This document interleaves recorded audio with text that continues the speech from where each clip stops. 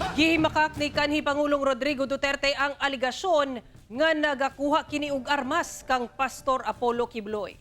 Samtang gibuti ang usab sa kanhi Pangulo nga walay angay usbon sa konstitusyon. Gani suportado matud pa niya ang economic provision niini. Ani report ni Kent Abrigana.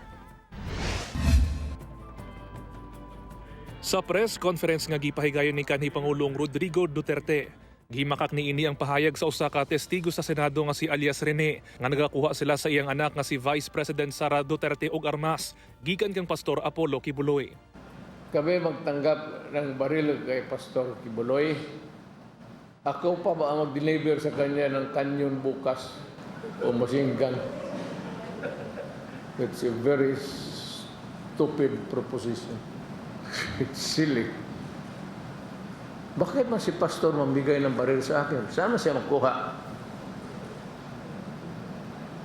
Kung magsabi siya wala siyang baril, bigyan ko siya. Dihang gipangutana kalabot sa pagtago matud pa ni Pastor Quiboloy tungod sa bahad daw sa iyang kinabuhi.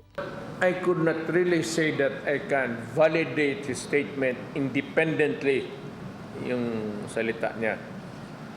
But what I can say is that maybe somehow his life is in danger.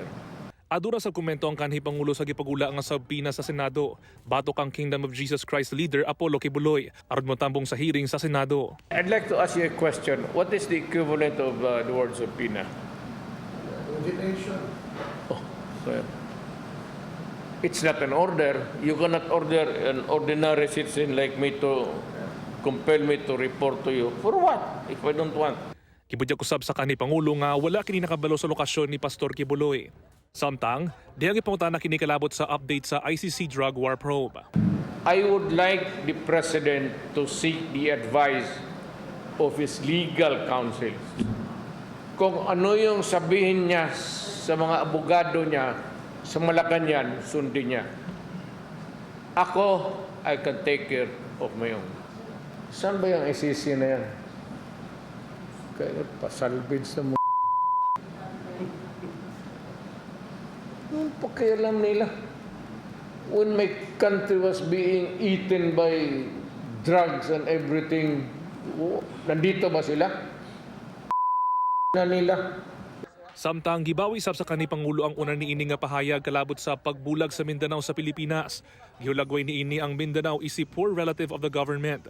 Matod niya, angay nga mahimong patas ang wealth distribution sa nagkalain-laing lugar sa nasod. Para katanda-tanda na natin, may mga anak na tayo, kaya pa tayo mag-isip ng ganun. And I'd like to sabihin ko sa mga Pilipino, stop this separate. Gitubag usab sa kanhi Pangulo ang mga hunghungihong sa pagdagan usab niini sa politika. Buot daw niya nga moretiro na gayud sa politika. Kauban si Mel Colmenares sa kamera. Ako si Kent Abrigana para sa One Mindanao.